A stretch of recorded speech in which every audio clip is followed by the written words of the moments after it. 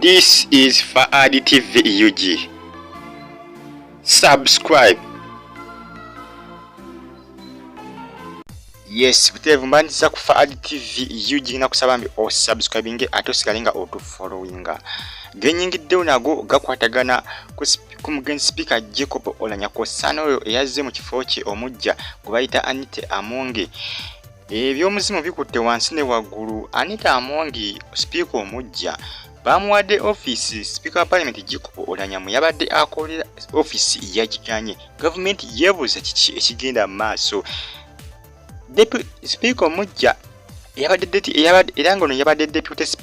deputy speaker owa speaker Jacob Olanya yabadde deputy owa speaker omugenzi Jacob Olanya bamuwadde office speaker Jacob Olanya mugenzi muyadde akolera wabula yagiganye. Ono yagenze mu office wabula mbu yadduseeyo nga walinga awali omuzimu kwegamba bintu byongedde okulanda lwakuba na Uganda bifudde ng'ebyolubalato naye byongedde okulanda ku side ya speaker parliament omujja Anita Amonge office bagimuwadde office yagiganye. Yagambye mbu office eya deputy atiko gyagenda okugendamu eya speaker mugendemu olyamu myuka tayebwa mbu yabagenda mu office eyobwa speaker kati yembo agende mu ya deputy. Bamuwadde n'emmotoka eza speaker parliament omugenzi Jacob Olanya agirenga zakozesa nazo yazitidde kwegamba tumanyi kigenda mu maaso wabula Bannayuganda basinga bagamba nti speaker omujja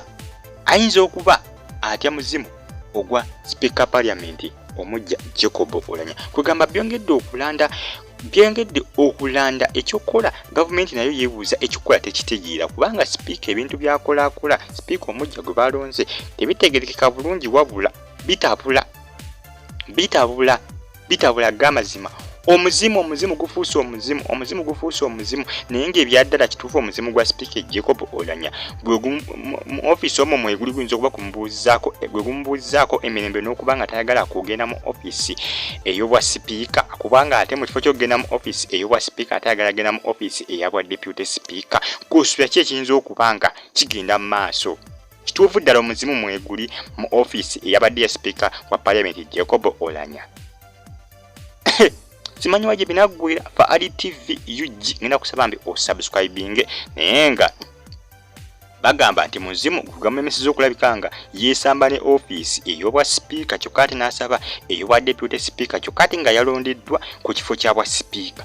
Omuntu bakuleze ku kifo kyabwa speaker ate lwaki oba olonda ekifo ekyobwa deputy oba office ey'obwa deputy kangambe office ey'obwa deputy ate ng'oli koina genda mu office yabwa speaker kugamba tumanyi waje binagwira naye nga byeyongera kulanda buli lukya ate nga kiba tekijja omuntu ng'oli speaker ate bakuteeka mu office ey'obwa deputy speaker ate ng'omuntu oli speaker oba inagenda mu office yabwa speaker kuba obeera olondeddwa ku kifo kyabwa speaker kugamba Deputy Speaker Anita Amonge engeri gyakwasaganyizaamu ebintu sinambulukufu bulungi okutwaliza awamu gamazima gavumenti yandibadde ebaako kyekula okusalira amagezi embeera eno egenda maaso.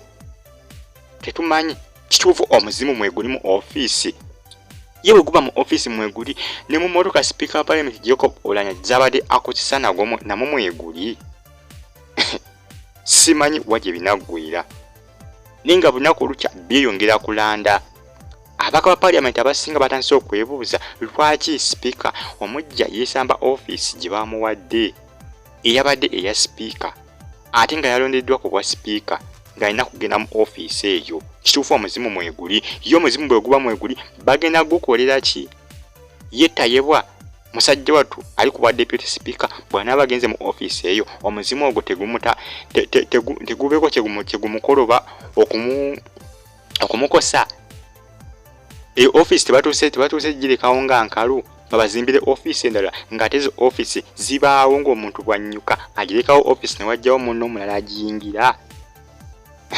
Faad TV UG ngenda kusaba mbi osubscribing nebyeyongedde okulanda ebyomuzimu ogwa speaker parliament Jacob Olanya byongedde okulanda. Simanyi waje binagwira katulinde ffe katubirayo bulabi tulabe waje binagwira.